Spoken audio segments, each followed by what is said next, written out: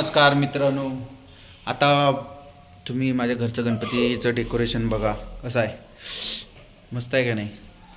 स्वस्तात मस्त आणि छान असं केलेलं आहे आणि तरी सर्वांनी असं घरात जर केलं स्वस्तात मस्त होऊ शकते. तुम्हाला कसं वाटलं मला नक्की कमेंट करून सांगा.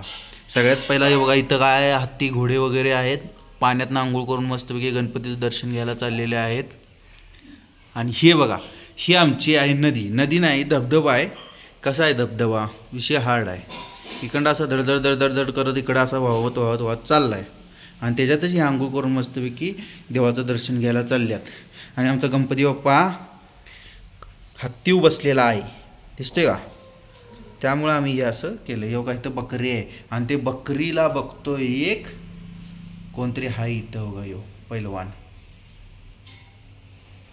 तर नक्कीच असं डेकोरेशन तुम्ही पण घरी करू शकता आणि आम्हाला सांगा तुम्हाला कसं वाटलं आमचं डेकोरेशन गणपतीचं.